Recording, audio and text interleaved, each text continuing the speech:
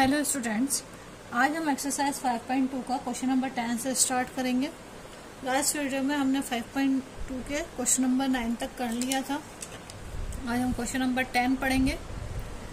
Start question number 10 से कर रहे हैं। The 17th term of the AP exceed in the 10th term by 7। Find the common difference. The 17th term of an AP exceeds in a 10th term by 7. Find the common difference. इन दोनों का common difference हमें निकालना है। 17th term is 17 is exceed by its 10th term of by 7, यानी A17 is equals to A10 plus 7. A17 means A plus 16D और A10 का मतलब है A plus 9D plus 7, यही मतलब है। अब A plus 16D minus A plus 9D equals to 7. A plus 16D minus A minus 9D equals to 7. A से A cancel, 16 minus 9 equals to 7D equals to 7. तो D equals to 7 by 7, तो difference हो गया 1। D हमारे पास difference हो गया 1 का। Next question number 11. Which term of the AP 3, 15, 27 and 39 will be 132 more than the 54th term? 54th term से 132 plus है, तो हमें वो टर्म निकालनी है कि कौन सी ऐसी टर्म है जो एक्सीड में है। तो उसके लिए हम सबसे पहले क्या लिखेंगे? सबसे पहले हम A की वैल्यू सबसे पहले हम निकाल लेते हैं कि A54 पे उसे 132 ऐड करने के बाद कितना आता है। तो फॉर्मूला हम रखेंगे AN equals to A54 plus 132। मतलब A54 में 132 प्लस करेंगे तो हमें पता चल जाएगा कि हमारे पास वो टर्म कौन सी है। A54 मीन्स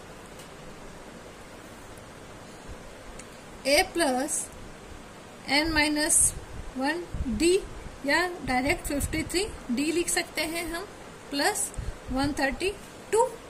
अब हमारे पास जो AP है वो है, AP हमारे पास है 3, 15, 27, 39, ये है।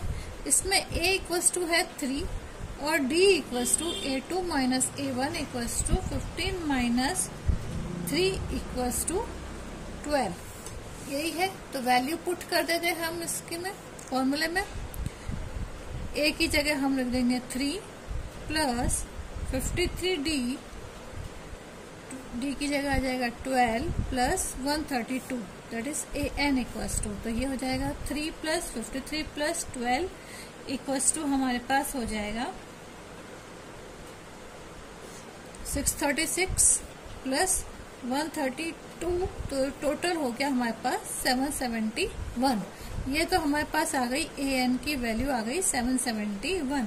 अब हमें ये टर्म बतानी है कि कौन सी टर्म पर हमारे पास ये टोटल 771 आ रहा है। तो फॉर्मूला पुट कर दें AN equals to A plus N minus 1 D। AN की जगह हमारे पास 771, A की जगह वही 3 आएगा प्लस N माइनस 1 और D की जगह 12 आ जाएगा। तो 771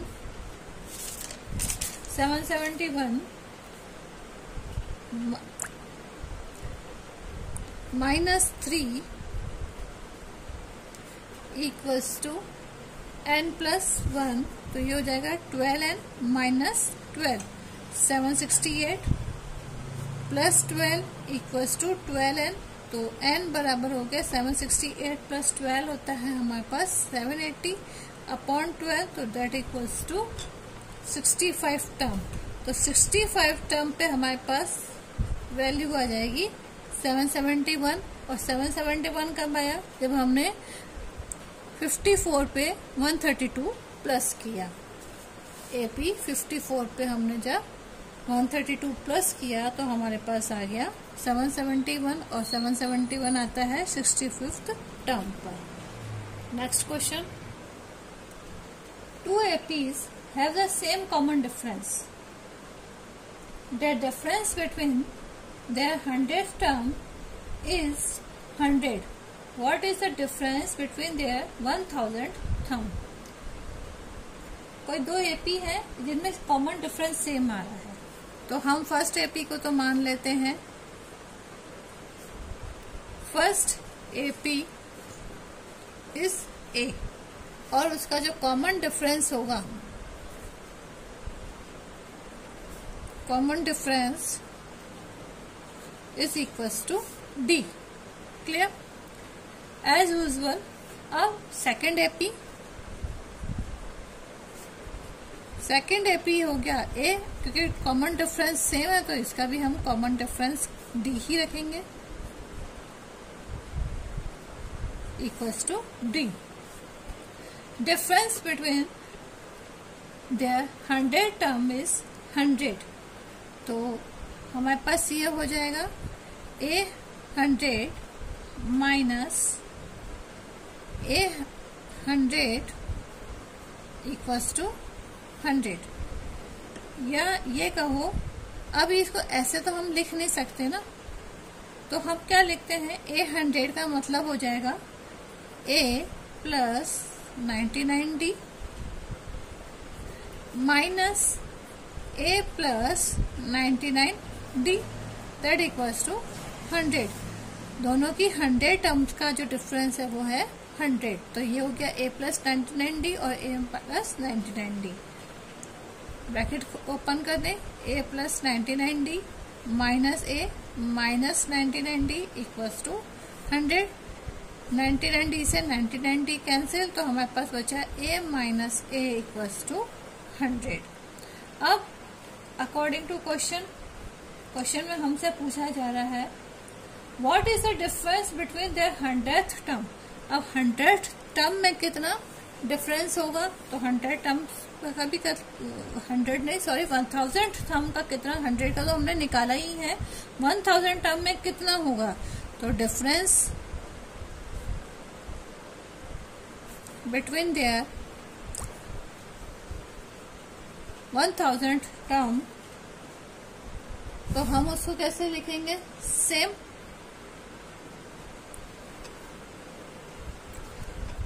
A 1000 माइनस 1000, इसका डिफरेंस हमें बताना है, तो ये हो जाएगा A प्लस 999D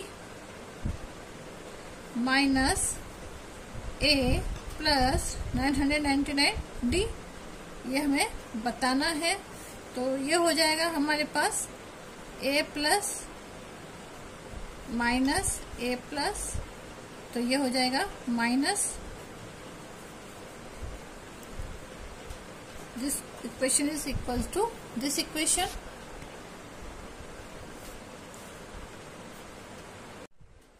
तो ये हो गया हमारे पास A माइनस A। अब हम अगर equation A minus A equals to equation number 1 को देखें, तो ये A minus A equals to किसके हो जाएगा? A minus A equals to 100, तो डिफरेंस किसके इक्वल हो जाएगा? 100 के इक्वल हो जाएगा, तो answer is 100। Next question number 13, how many 3 digits numbers are divisible by 7। हमें 3 डिजिट नंबर बताने हैं जो कि 7 से डिवाइड हो सकते हैं। तो फर्स्ट नंबर इज 105, जो 7 से डिवाइड हो सकता है। ऐसे ही 112, 119, और फिर जो लास्ट नंबर है वो आता है 994। यानी ए एन की वैल्यू तो हो गई हमारे पास 994, ए हमारे पास हो गया 105, डिफरेंस हमारे पास क्योंकि 7 का डिविजिबल निकाल रहे हैं हम, तो क्या हो जाएगा 112 माइनस 105 इक्वल्स टू 7। तो हमें वैल्यू किसकी निकालनी है, एन की निकालनी है। फॉर्मूला में पुट करें, a n equals to a plus n minus 1 d. A n हमारे पास है 994, ए हमारे पास है 105 प्लस एन माइनस 1, डी हमारे पास है 7। तो ये हो जाएगा 994 equals to 105 plus 7n minus 7, 105 minus 105 minus 7 equals to 994 equals to 105 minus 7 plus 7n। तो 994 इक्वल्स टू 105 में से 7 गया तो आपके पास बचेंगे 98 plus 7n। 994 minus 98 equals to 7n, that equals to 896 equal to 7n। तो n इक्वल्स टू हो जाएगा 896 upon 7, that's will be that equals to 128। तो n की वैल्यू आ गई हमारे पास 128। Next question, question number 14।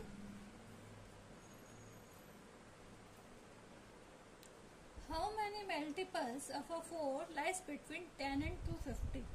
10 and 250 के बीच में multiples of 4 between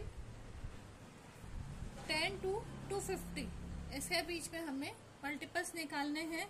तो 10 to 250 के बीच में मल्टीपल अगर हम देखें तो 12 से स्टार्ट होगा, 4 3 जा 12, 4 4 जा 16, 4 5 जा 20, 4 6 जा 24 एंड दैट्स ऑन। और जो लास्ट हमारे पास नंबर आएगा वो हो जाएगा 248। तो हमारे पास जो एपी तैयार हुआ वो हो गया 12, 16, 20, 24 and access to 248।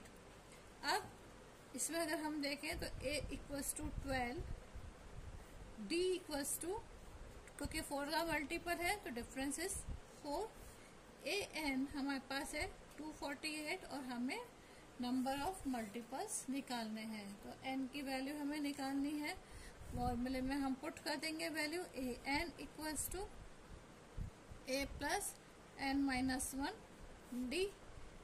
a n की वैल्यू तो 248 है, a की वैल्यू है हमारे पास 12 प्लस n माइनस 1, n की वैल्यू हमें डिफाइन करनी है और d हमारे पास है 4। तो 248 equals to 12 plus 4n minus 4, 248 equals to 12 minus 4 plus 4n। तो 248 equals to 8 plus 4n, that is 248 minus 8 equals to 4n, 240 4n। तो n equals to 240 upon 4, that equals to 60। तो 60th टर्म जो होती है हमारे पास वो हमारे पास क्या आ जाएगी इसमें, या तो 60th टर्म नहीं कहेंगे हम, 60 multiples are of a 4, 60 multiples हमारा आंसर हो जाएगा। Next question, question number 15।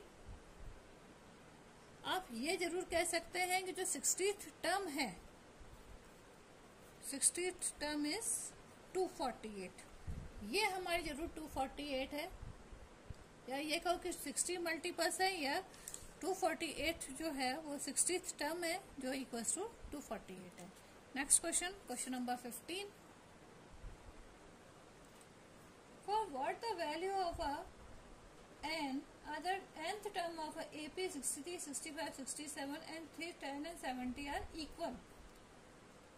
ऐसी कौन सी वैल्यू है जिस पे दोनों एपीज सेम आ जाए, ये हमें इस क्वेश्चन में बताना है। तो एक एपी तो हमारे पास हो गया, वो है 63, 65, 67 एंड सो ऑन।